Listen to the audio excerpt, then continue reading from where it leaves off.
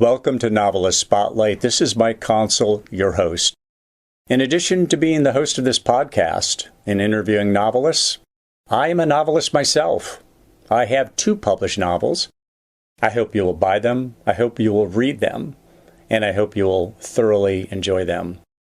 My latest is titled Family Recipes, a novel about Italian culture, Catholic guilt, and the culinary crime of the century. My previous novel is titled Hardwood, a novel about college basketball and other games young men play. And that story deals with issues ranging from depression and racism to sex, religion, and university politics. Both of those novels are listed in the episode notes. Now, on with our program. In the spotlight is Kat Rosenfield. Hi, thanks so much for having me. I'm Kat Rosenfield. I am a culture writer, a columnist at Unheard magazine, and the author of 5 books, including most recently You Must Remember This, which was released just this week on January 10th. Kat Rosenfield, namaste. You are a yoga instructor after all. You just did some yoga this morning. I understand I've been part of the practice for 40 years, and I can tell our listeners that if we were on video, which we don't do, but if we were, we'd be doing King Dancer for you or some other good and death-defying pose. I've been really looking forward to this interview, Kat, because I've been following some of your thinking. And let me begin with something really kind of baseline, and that has to do with the impulse to write. How old were you when it struck you, and what are the psychic rewards of writing, fiction in particular? So I am not a person who always knew that I wanted to be a writer. It's something I always enjoyed, but it was not something that I understood as a career possibility for me until I sort of fell backwards into it at the age of, I guess, maybe 25. I had been working as a publicist. That is a job that I was very, very bad at. And I was spending a lot of time on the phone with journalists. And I finally realized, I don't want to be doing what I'm doing. I want to be doing what these people are doing, who I spend all day talking to. And so I pivoted into freelance copywriting, freelance, writing press kits, and then started making my way little by little, piece by piece, into doing freelance book reviews and a little bit of reporting.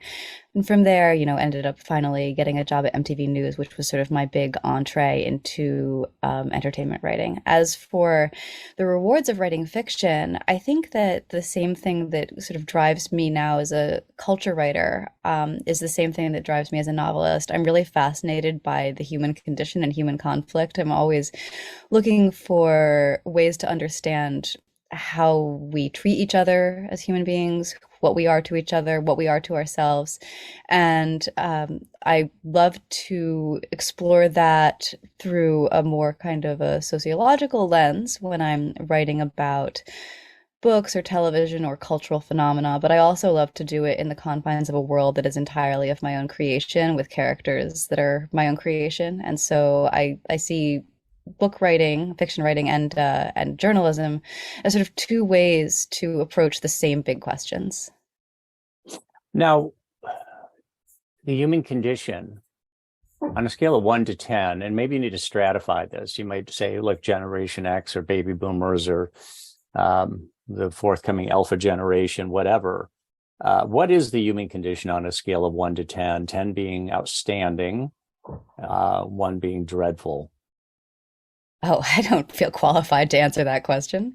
Well, you are kind of a Marshall McLuhan type. When I listen to you speak, you really you talk about things like sexual famine.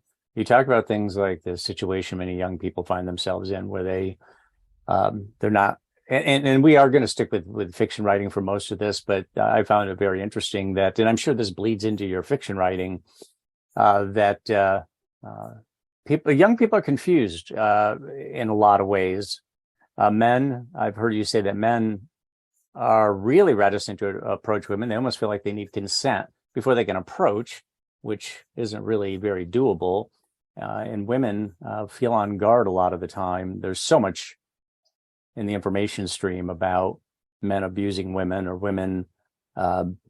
In some cases, I think it's women who overreact to certain things because they are so clearly on guard.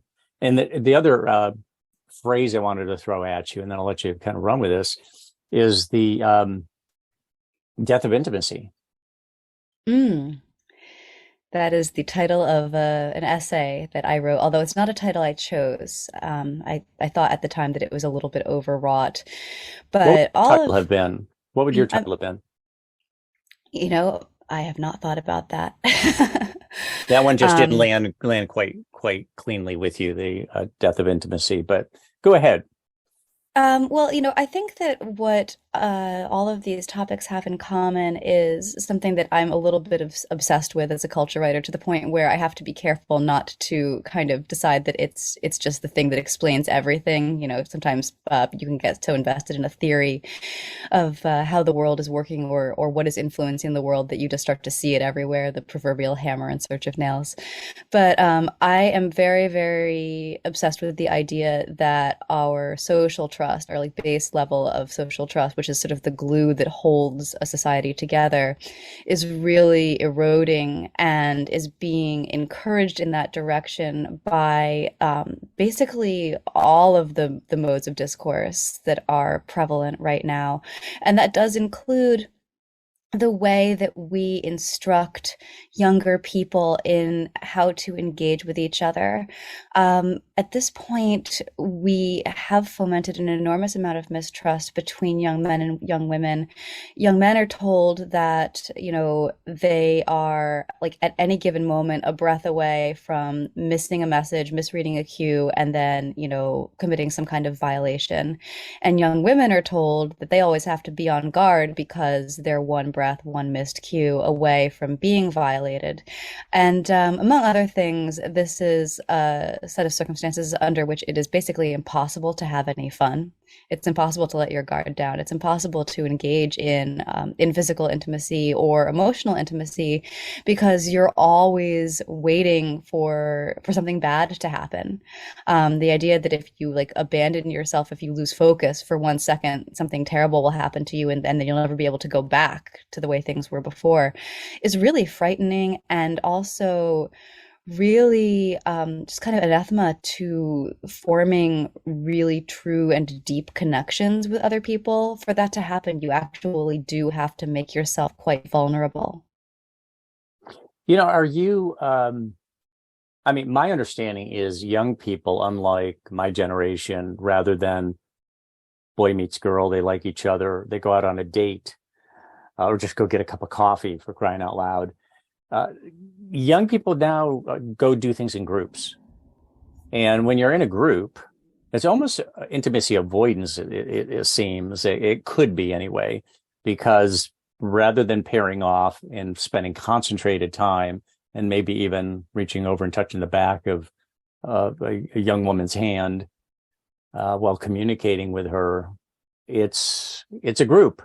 There's some safety in that, of course, but there's also this situation where how intimate can it really get between the boy and girl who like each other? Now, there is always the opportunity to say, hey, why don't you and I just go do something sometime? But I don't know if you're familiar with that. I don't know if my information's outdated, I but think it actually is a little bit, yeah. is that right? Tell me Mhm. what you see. Well, I mean, I am not a young person. I'm a middle-aged person. But the generation coming up, Gen Z, millennials were the ones who did things in groups. That sort of became the new paradigm. But still, relationships would form there because you were still out and about with other people. Now, what is happening is a lot of interaction, most interaction even, is taking place through the intermediary of a screen. Social life has really moved online onto social media, and that has a lot of repercussions. It has a lot of consequences for the way that we engage with each other, and especially for the way that young people engage with each other and learn to engage with the world, that I think we're only just beginning to see the effects of, and we're only just beginning to reckon with. Do you feel that when you write your fiction, when you write your novels, you're writing about the world as it is, the world as it used to be, the world as it should be, the world as it's going to be? Put a frame on that if you can.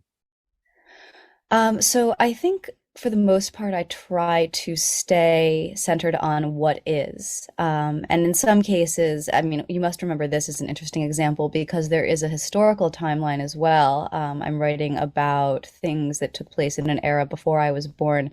So I'm writing about what was, but I've been conscious throughout this process that I am in large part imagining this. I don't really know how things were before I was born. I can't know what things were like in the 1940s. I have an idea that is based on having read literature from that time, having looked at a lot of photographs from that time, watching movies from that time. But there's still this disconnect. I mean, when I think about the 1940s, I still, even though I know intellectually that this is a ridiculous thing to think, it seems to me that that world was literally took place in black and white. Like, color did not exist because, all of the imagery from that time is largely black and white. And it's such a barrier but I think a useful one to realize, wow, I really, I am closed off in certain ways from ever truly understanding this time. So when I'm writing, I try not to be prescriptive. I'm certainly not prescriptive in my culture writing. I'm never really interested in instructing people as to what the proper solutions are. I just want to kind of kick over a rock and point at what's under there and say, what does this mean? What is that? How does it connect to everything? But I would say that both novel writing and culture writing for me is about seeking truth, if that's not too kind of Too lofty full of myself. Yeah, it sounds a little egomaniacal, but I'm just gonna roll with it. Seeking truth, that's what I'm here for. Yeah, yeah. Well, why not? We're all doing the same thing in one way or another. What is your biggest challenge as a fiction writer? The actual writing process. What's your biggest challenge? Where do you find things, your pinch point? I do find I get bogged down in moments where I'm writing something that I have to kind of explain it to the audience because they don't know, but I do, and find a way to remember that that this is not boring. It feels boring to me because I know what is happening and what is going to happen, but I nevertheless have to paint a picture that allows somebody who's not inside my head to understand all of these things as well. Coincidentally, this bogged down point almost always happens about 30 to 40,000 words into a novel, which is the point at which like you're kind of past the point of no return. And that's where I also become convinced that what I'm doing is garbage and I should have not started in the first place and nobody will ever read it. That's sort of the dark night of the soul for me. Interesting. So do you have at least a skeletal outline, or do you start with a premise and characters and let them develop the story from there? So I tend to start with one idea, one image. In most cases, because I write thrillers, it is the twist or something centered on the twist. So you must remember this is an interesting example of a book that was inspired by events in my own life. It's a book about, among other things, the death of a grandparent, and I did lose my grandmother early on in the pandemic. So part of writing this was reckoning with her loss and what it was like to lose her specifically because she was suffering from dementia. And that was, very central to developing the character of Mimi in the book, the grandmother. The other thing that inspired the book was I had this image in my head that I got fixated on over the holidays in 2020. I was home for Christmas, visiting my parents in my hometown on the Hudson River. And because it was right in the midst of early COVID, everything was shut down. It felt really just so empty and deserted, and like I was sort of the last person on earth. And on top of everything else, this very thick fog had rolled in off of the river and just shrouded everything. And it was so opaque, walking around that I started feeling not only like I was the last person on Earth, but as though the world itself just did not exist outside the confines of wherever I was standing, like a 20-foot radius, because, I couldn't see beyond that.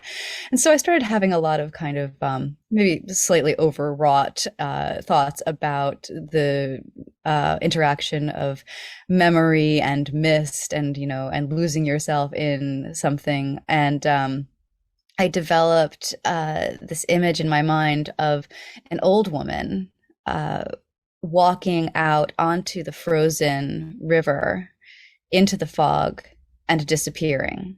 And so for me, the building of a novel usually starts with something like that, and then I develop the story from there. Layers start to form on top of it. Who is this? What is she doing? Why is she doing it? What happened to her? What had happened to her leading up to this? Who else is in her life? And once I have, a sort of a idea for a beginning, a middle, and an end, I will make a plot map, which is not quite as formal as an outline, but something just to kind of help guide me on my way through. It's like a rough, sloppy write through of everything that will happen in the book, sort of scene by scene. It's a good way of identifying where chapter breaks should be, because they tend to emerge organically as I'm starting to kind of plan things out. And it'll have things like, what is the character feeling at this moment? What do I need to seed in here? If there's like a red herring or some kind of foreshadowing that's going to be revealed later. If there's like a great line or a piece of dialogue that I want to make sure I include, I'll add that in. So what I end up with is this kind of word vomit document, but it's something to kind of just mark where I am in the story, because when I write, I do write linearly, so just beginning to end. Now, you say word vomit, so you overwrite on first drafts and then you start to streamline. Is that the case? No, I actually edit as I go. So my first drafts are usually my only draft. The process then, takes a little bit longer. It's a little bit more laborious, but I find that this works well for me. Now, you mentioned Hudson River, the upstate New York, my part of the world. So I'm curious if you don't mind my asking, where in upstate New York are you? Oh, well, I'm from Coxsackie, New York. Are you familiar? I am not. I'm from Endicott, New York, the Binghamton area. Okay, so yeah, I'm not familiar with it. What are you near? Coxsackie is about 30 miles south of Albany on the west side of the Hudson. It is directly across the river from Hudson, New York. And it's just a very, very small rural town. And so unless you know somebody in prison, you probably have no reason ever to go there or to have heard of it, because that's sort of our main thing there. There's a bunch of correctional facilities. Wow, big industry there. Okay, so why thrillers? There's a lot of different genres, and then there's non-genres. Just I'm writing about a topic. I'm writing about what's moving me right now. You're a genre writer. Why thrillers? I don't know how to explain why it is that, this is what sticks in my kind of mental filter. But these are the types of stories that I inevitably seize on. I love horror and suspense and thrillers and to a certain extent slashers. That's a type of media I consume pretty much across the board, although I try to keep my reading a little bit more diverse just so that I don't become a kind of a one-trick pony. But yeah, I just I love to be scared, and I love a puzzle. And I think those two things in combination make thrillers a very natural home for me. What really scares you, though, because there's the kind of I think about this more in movies, because it seems like more people talk about movies these days than books, and sometimes it's only the psychological that scares people. If it's pretty much anything else doesn't really scare them all that much. What scares you? Well, I mean, I'm very big believer in the power of the thing that you don't see to frighten you. The dark room where there might be a shape that's a little bit darker than the rest, but you can't be sure unless you turn on the light. But do you want to risk fumbling for that switch, or do you want to just turn your back and run? So that to me is just sort of the idea, and also the type of thing when I encounter it in a movie or in a book that I find most frightening, but in an exciting way. Because the great thing about stories like this is that they allow you to be scared, but in a kind of a safe way. What gives you anxiety in life? Oh, that's a personal question. um, and I'm going to give you a really weird answer. Okay. This is a little esoteric, but it's something that I think about all the time. I am anxious about all of the ephemera, the digital ephemera that I am collecting now as a person who is alive, and what is going to happen to it when I die. I think that there's something really spooky and kind of sad about the fact that we now, wink out of existence and leave behind this invisible life, just decades of photographs that live online, internet searches, correspondence. Whereas, somebody my grandmother's age left behind like a shoebox full of letters and albums full of physical photographs.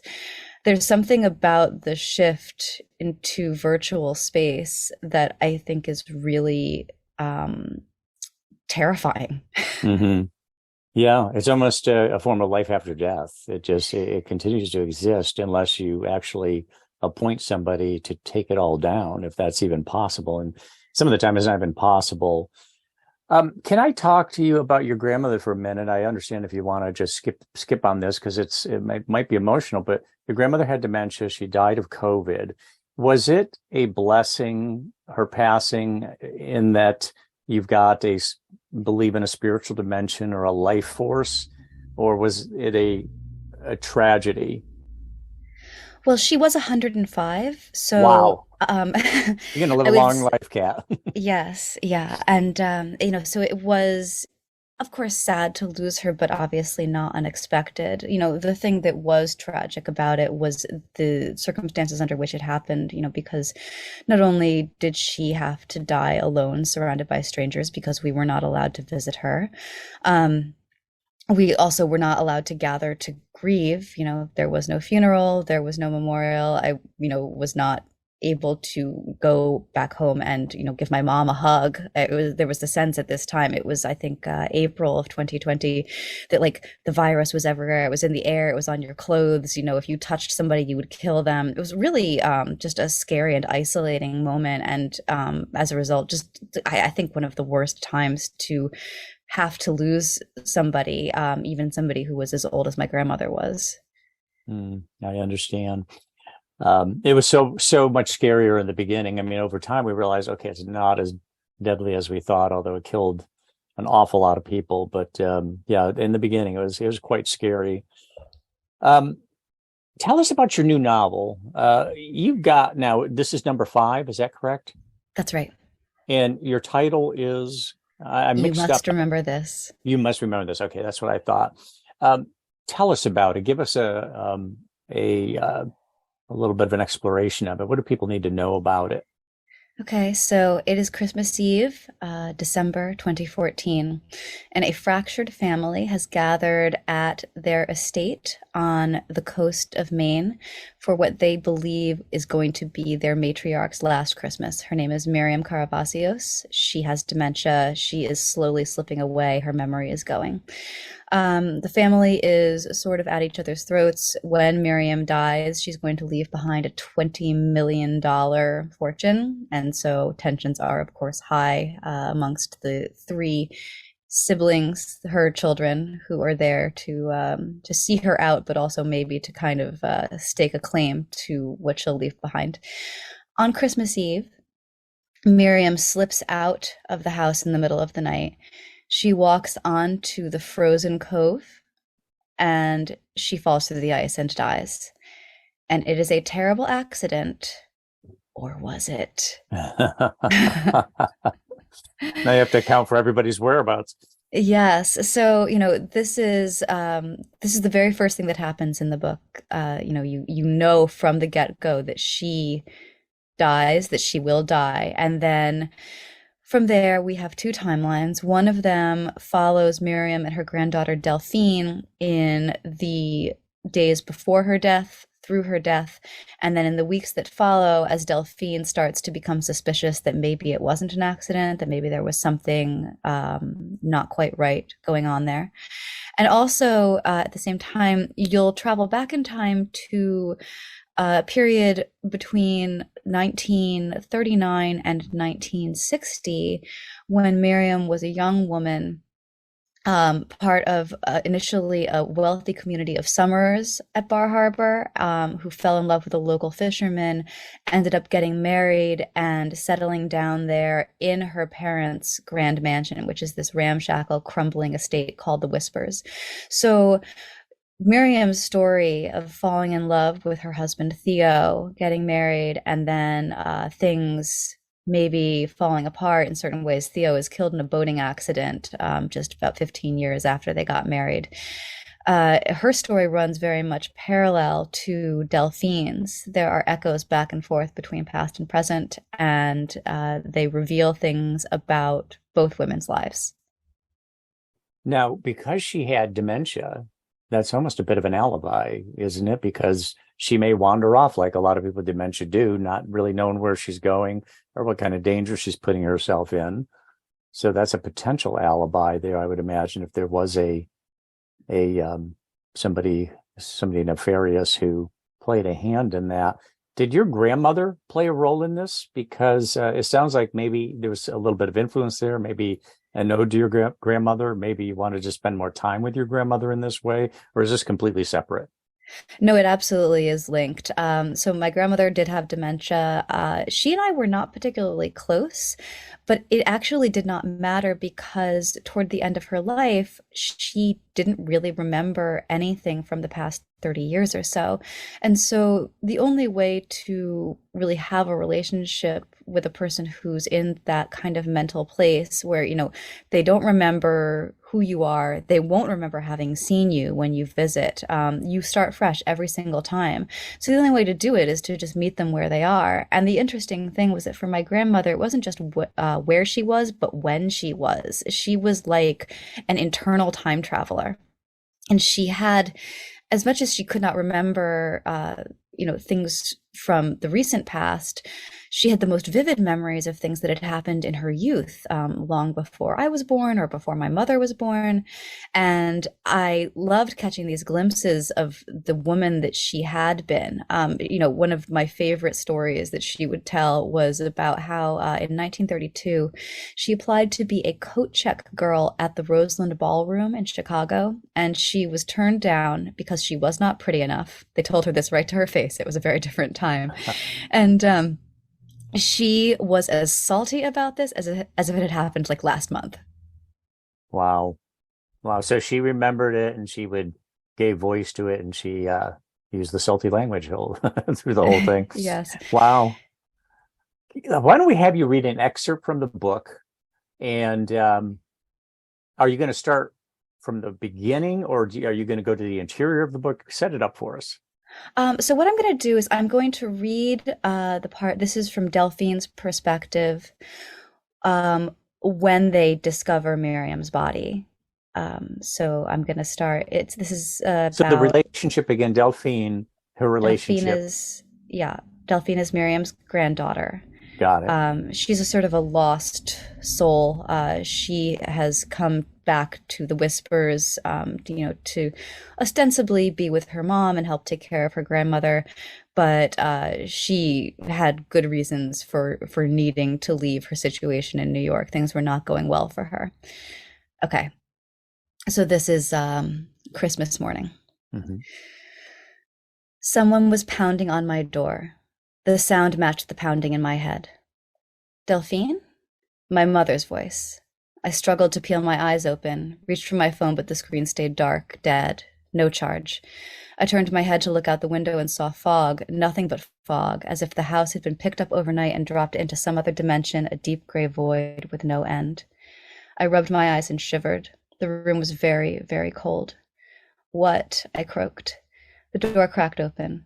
"Are you sick?" "I've been knocking and knocking," Mom said and heaved a sigh. "Your grandmother's playing hide and seek again. You haven't seen her, have you? She isn't in her room." But nobody was worried. Not then, not really. After all, we thought we knew this game by now, and not just that, we thought we'd figured out that the winning move was not to play. Mimi would turn up when she got tired of hiding. All we had to do was wait. "She does this because it gets a rise out of us," Diana was saying as I came into the kitchen. "She always did love to make a stir. Well, I'm not worried. I refuse to worry. It's what she wants, for us all to lose our minds and run around like chickens with our heads cut off. I say let's just wait. She'll come out when she gets hungry." "You make her sound like a lost cat," my mom said, and Richard guffawed. "Now, why didn't I think of that before?" he said. "When she comes back, can we put a bell on her?" Everyone laughed. Why not? It was funny.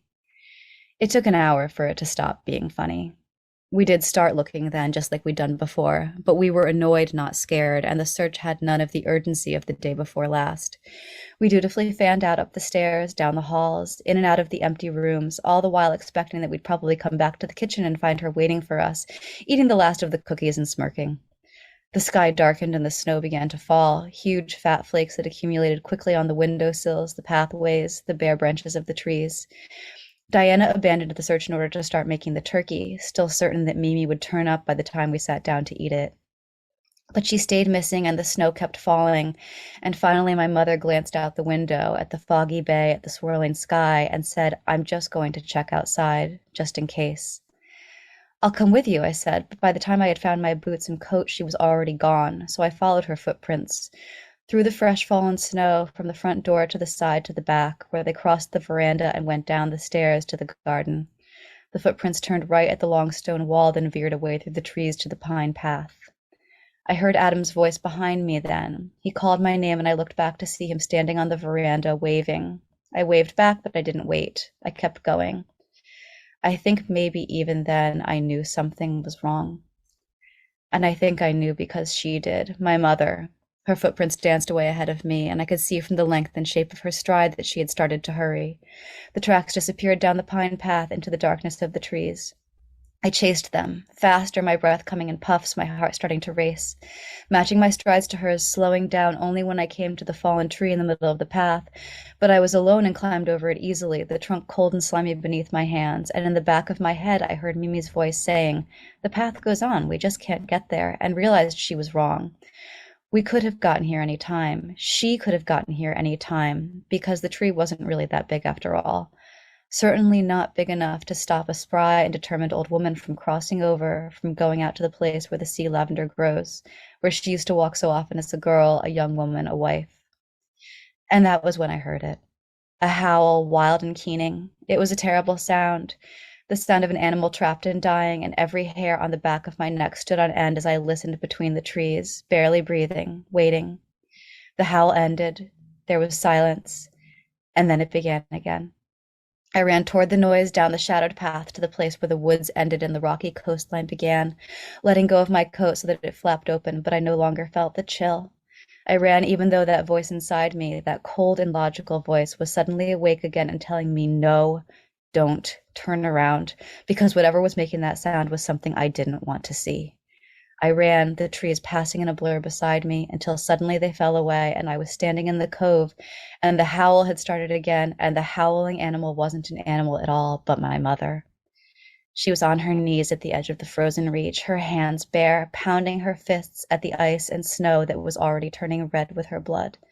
Her mouth was open and she was screaming, and the scream was living anguish wrapped around a single word. "No." "No," she screamed. "No, no, no," as her fists hit the ice and her knuckles split open and the ice didn't crack at all. Not a crack, not a flaw. It was clear, so beautifully clear, that frozen water smeared with blood. He caught up to me then, Adam. He must have been coming after me, tracking my steps as I had tracked my mother's, running at the sound of her terrible cry. He saw me and he saw what was in front of me, and he gathered me up in his arms and said, "Don't look, don't look." But I had already looked. I had already seen. I would never stop seeing it. My mother on her knees howling, her knuckles bruised and bleeding. The snow falling fast now. the ice and what lay beneath it. Mimi's eyes were open, open wide in her pale frozen face, open wide below the frozen surface of the sea that drowned her and then pushed her back to shore, gazing into the flat gray sky forever and seeing nothing at all. Wow, that is haunting. I love Thank how you you. take the animal. It sounded like an animal, maybe trapped and caught in a trap, and it turned out to be the mother. Wow. Um, where does this novel rank in your body of work in terms of virtuosity? Do you feel that this is your best writing? Are you continuing to improve as a writer? And if you are, is it anything conscious you're doing, or is it just a matter of I continue to write, I've been writing for years, and practice makes you better? Um, it's an interesting question. I'm a terrible judge of my own writing. I never really know how it's going when I'm in the thick of it. And even now, other people tell me that they see me developing as a writer, and I'm like, that's great, but I don't necessarily see it. What I do think is improving for me as I continue to, put words on the page and continue, especially to write fiction, is I've become better at pacing and plotting, understanding how to fit the pieces of a story together. And I've also become less precious about trying to make everything perfect. And this has been something that I had to kind of train myself to do as a journalist, because when you have like a daily or a weekly deadline, you really can't take your time with it. You just have to, you have to write what you do, write what you can. And if it's not perfect, it has to be just good enough. You have to let it go. I remember Peggy Noonan, the speechwriter for Ronald Reagan, talking about when she was in radio.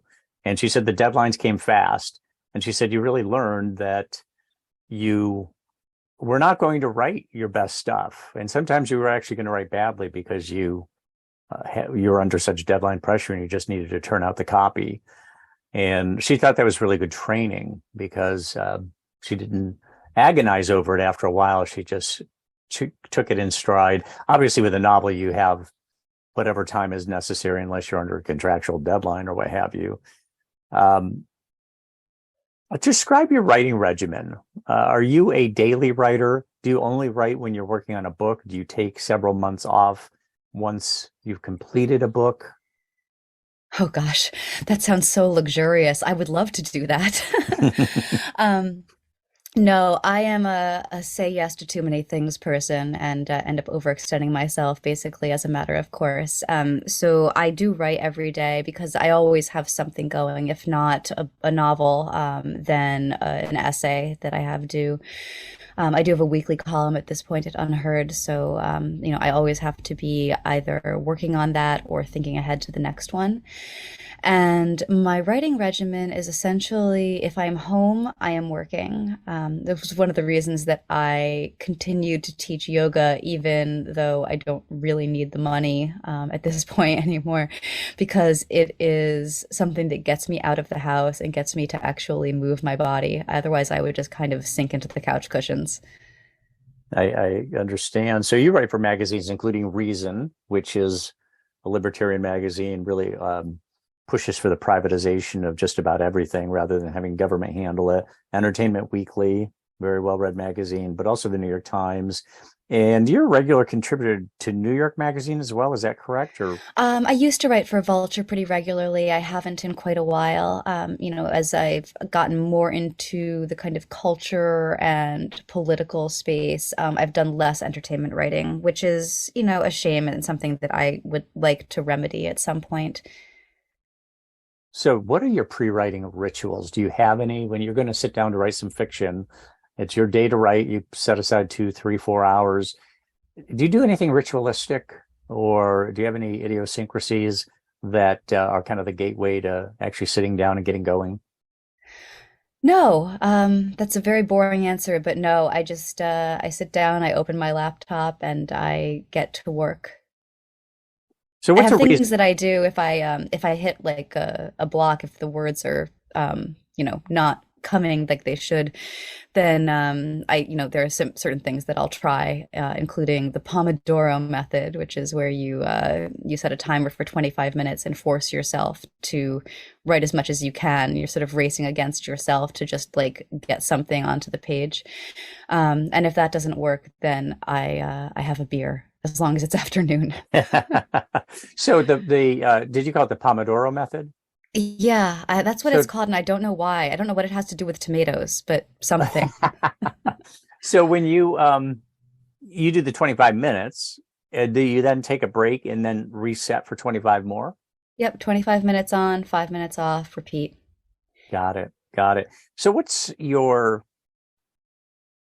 you were to average it out, you produce a novel every how many months or years? That's it's not quite regular yet. So you must remember this. I wrote in about 6 months. I guess I got the idea December 2020, and the manuscript was due December 2021, and I didn't start really writing in earnest until May. Before that, I spent probably a year and a half writing No One Will Miss Her, which was my first adult novel. But that was an idea that I had been cooking on kind of in the back of my head for probably 4 years before I started writing. So, I can write very quickly, but what I'm discovering is that it's not what I prefer. You were writing some YA or young adult fiction prior to that, is that right? Yes, I wrote two YA novels. The first one was came out in 2012, so it's been exactly 10 years. So, people used to say that Elmore Leonard writes dialogue like he invented it. He was really known for his dialogue. What aspect of your writing game do you consider your greatest strength? Oh, I think sense of place is something that I'm good at. I love to kind of linger in the details of, how things look, the quality of the air, the quality of the light, and how things smell, which I think is so important. People are always saying, how do you make a really vivid setting? And I always tell them to focus on how things smell. It's the one thing that I think writers frequently overlook. Yeah. They talk about all the senses, engaging all the senses. I think that's one of those things that people don't keep in mind very often. But yeah. And also just the olfactory is so powerful when you smell something that you smelled 20 or 30 years ago, and it takes you right back to that place. It's the familiarity is basically instantaneous. So yeah, definitely something that gets overlooked a lot. Give us a book recommendation or two Oh gosh. from other authors. Are there a couple of books that you really value that you that meant something special to you? Um, okay. Hmm. I will say The World According to Garp by John Irving, Mm. which I read in high school, and that book was a revelation to me about what a novel could be. Until then, I had been reading like, you know, the classics to a certain extent, and I was into Stephen King, and I was into like the teen fiction of the time. This was the 90s, so I was real big on like Lois Lowry, Lois Duncan, Lorleen McDaniel, who wrote these books about teenagers with cancer. They were just like so trashy but so great. And when I read The World According to Garp, I was like, this is like nothing I've ever experienced. I just had no idea that a book could be as vivid and as cheeky, and as real, even though it was entirely made up. The thing that I remember is that for the longest time I thought that the activist group in that book, the Ellen Jamesians, who I don't know if you've read that or if you remember who they are. Oh They were yeah. Oh yeah. the feminists who cut off their own tongues, as a form of protest. I thought they were real. um, and I should apologize to everybody I told about them as though they were a real thing. But that's book number one, and then book number two. Gosh, I'm gonna have to say The Grapes of Wrath. Mm. Hmm. Yeah, I've read them both. And I have to tell you that I'm so glad you brought up The World According to Garp, because that was a turning point for me as well. I was, in my early 20s, I was considered myself a good writer, but I thought, I'm never going to be good enough to write novels. And then I read that. I even did a little podcast about it. And it was it was almost as though, how do I say this without make casting aspersions on John Irving? Because I have great respect for John Irving. It's a great book, but it was the one that had a tone and a story that made me think, I can do this.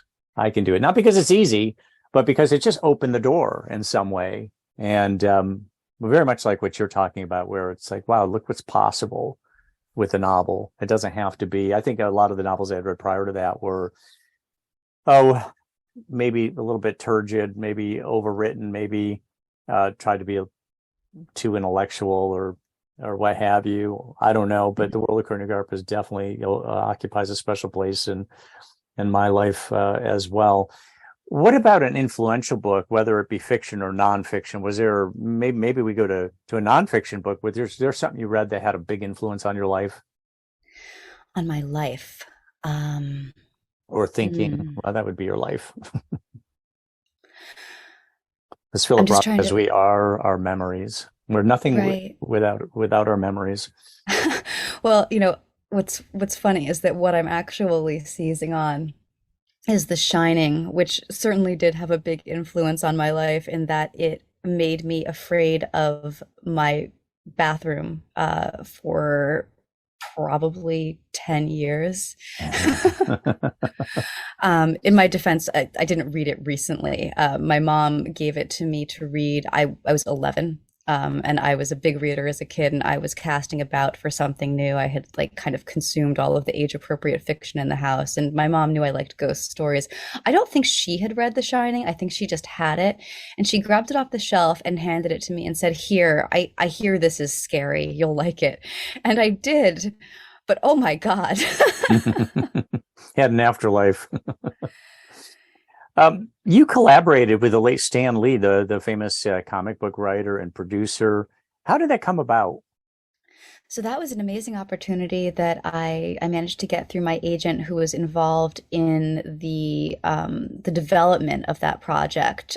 With it was Stan and then two guys, Luke Lieberman and Ryan Silbert.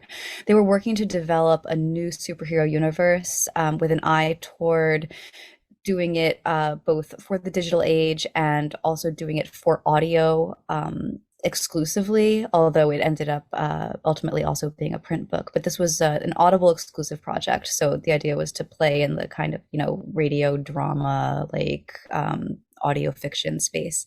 And my agent said, I want you to put yourself up for this. I want you to provide some writing samples and so on.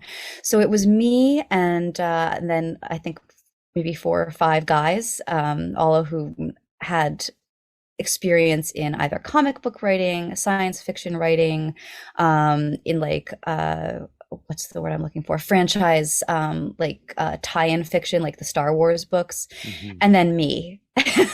And fortunately, they decided that between Luke and Ryan and Stan, there was enough nerdy representation and also enough testosterone on the project. And they wanted somebody who brought something a little different to the table, and that was me. So check me on this. You co-authored that with Stan Lee and some other parties, and it's a book titled "A Trick of Light." Mhm. Correct? Okay. Wanted our listeners to get that title. You're also a podcaster. You co-host a podcast titled Feminine Chaos. What's the objective of that podcast? That's another thing that just kind of came about organically. My friend Phoebe Maltz-Bovey and I were talking publicly on Twitter about kind of culture, war, and feminist topics. And people kept saying, we want you guys to do this in a different format. We want you to do a podcast. So we started doing a podcast. And 4 years later, here we are. I love the name. What's the anything behind the name? No, it's there is this like Jungian or Jungian, I never know how to pronounce that. Archetype of it's like the idea of like the masculine order and then the chaotic feminine. But mostly I just liked the way these two things sounded together, feminine chaos. It's got a good mouthfeel to it. Yeah, it does. So true or false, social media has put a major dent in book reading. Probably true. Because they say people read and write more today than ever, but there are so many channels and it's done very short form most of the time.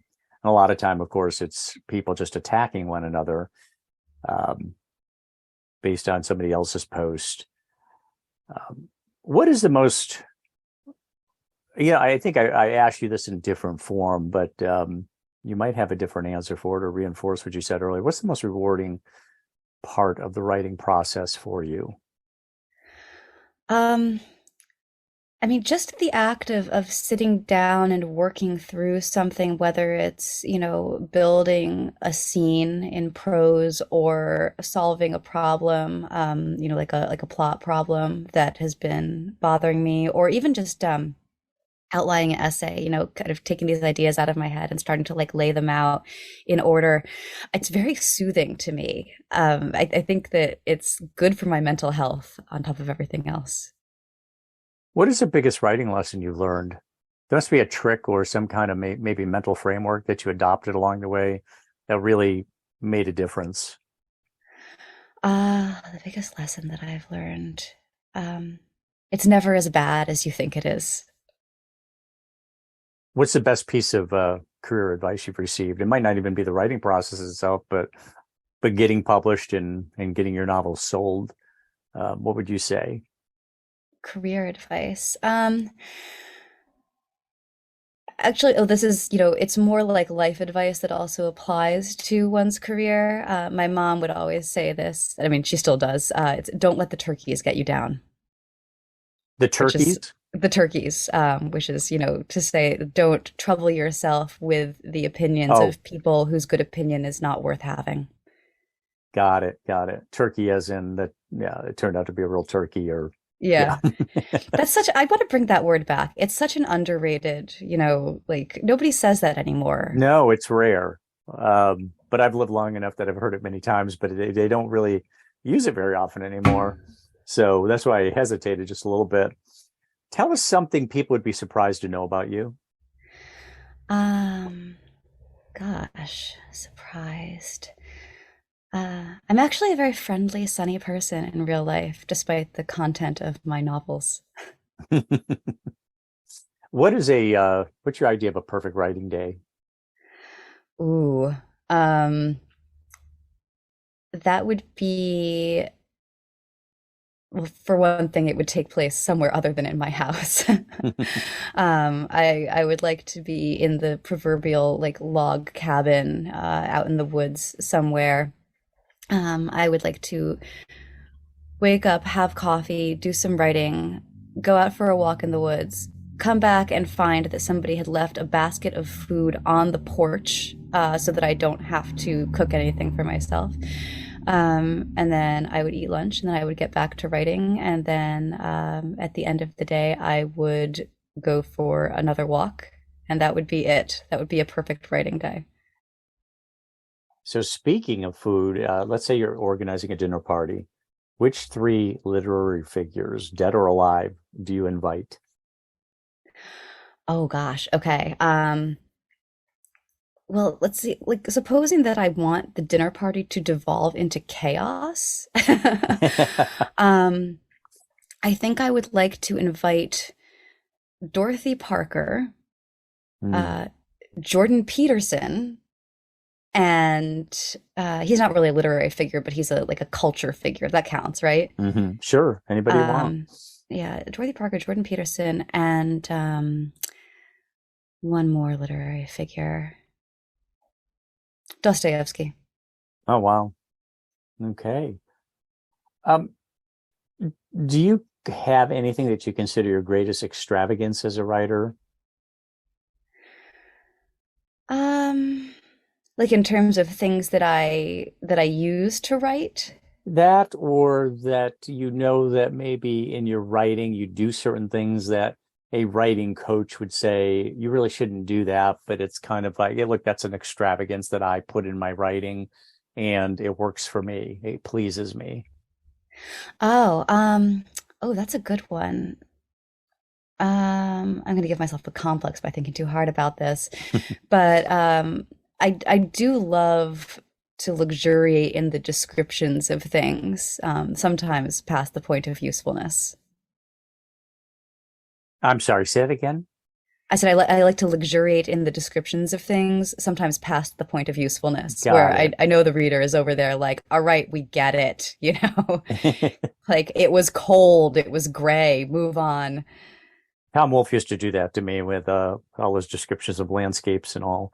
I love his writing, but there are times when he spent a little too much time with the landscape and all. But he was very architectural and all that as well. So, do you listen to music or any other sound while you're writing? I cannot write to music with lyrics, so I do have a playlist called Depressing Classical Music that I sometimes will put on in the background when I'm writing, but for the most part, I just prefer silence. So, what are you streaming or watching on Netflix these days or other premium channels? So my husband and I have just gotten into the whole Yellowstone universe. Hmm. We resisted for a long time, and I haven't actually watched the main show, but the historical spin-offs, the 1883 and now the 1923, they're really fun. They're kind of like soap operas, but also like Old West dramas. So that's kind of a blast.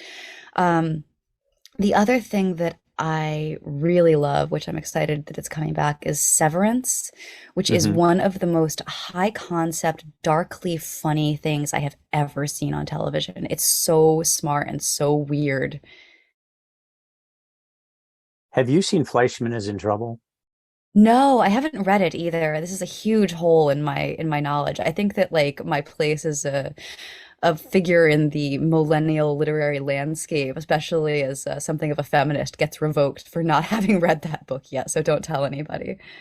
Well, I guess maybe it's because I'm a guy, but it didn't strike me particularly as a feminist novel. But I have to say, I watched the first few episodes, then I realized, oh, this is based on a novel, and Taffy Brodesser Akner is very involved in the show. I think she wrote all the scripts. It adheres very closely to the book. You hear a lot of the dialogue and all that straight from the book. So I got the book.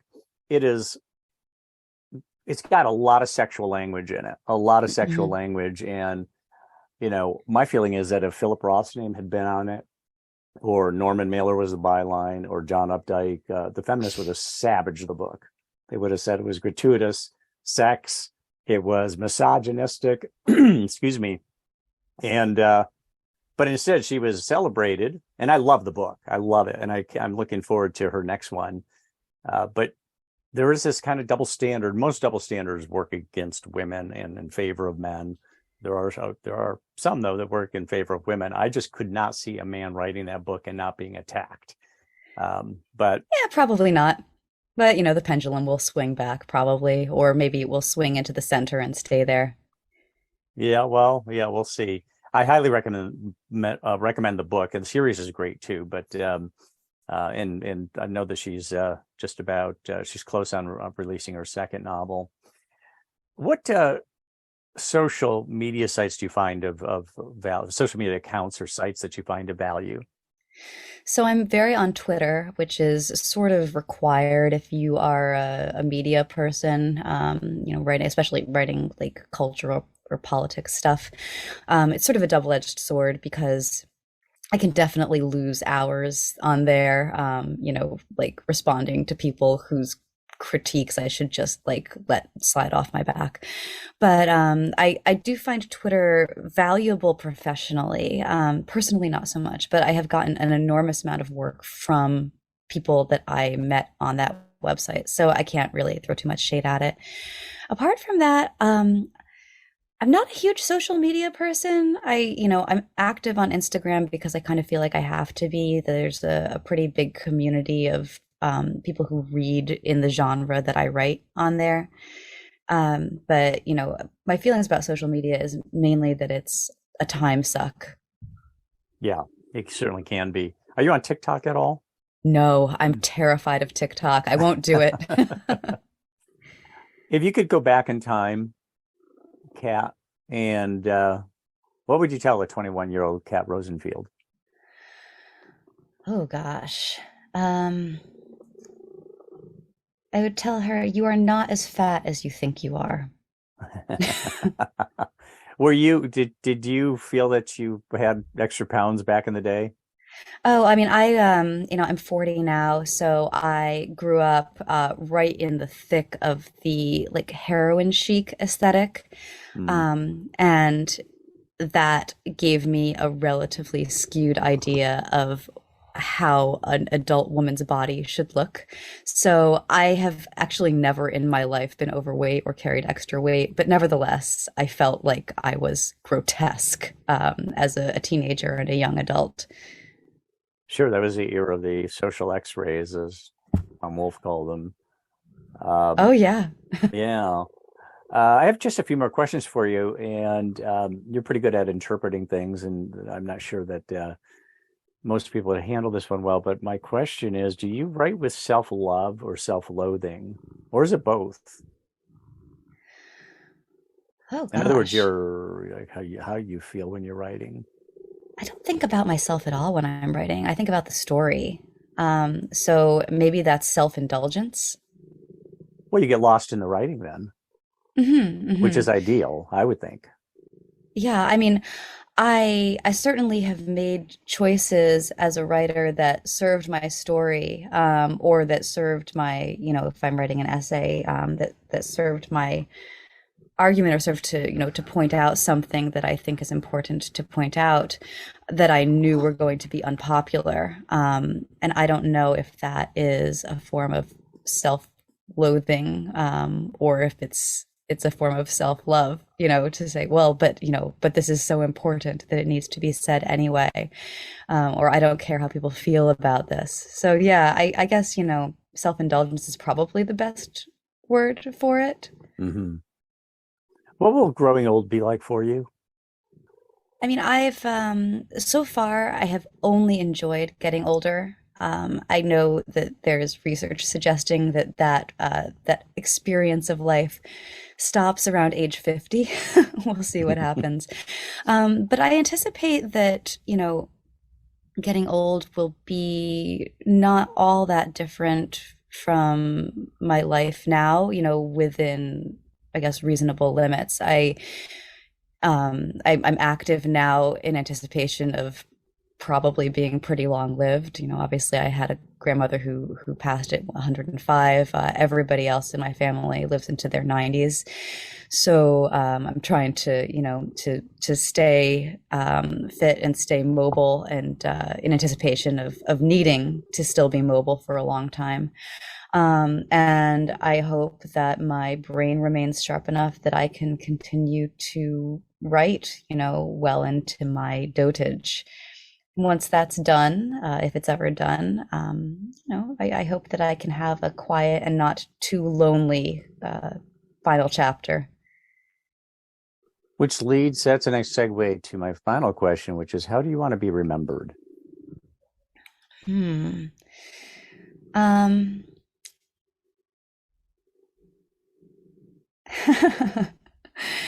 I'm thinking about my mother who wants on her tombstone, she wants it to say she did not suffer fools gladly, which I think is so badass, but I don't think that I'm quite there. I would like to be remembered for being a thoughtful person and a generous one.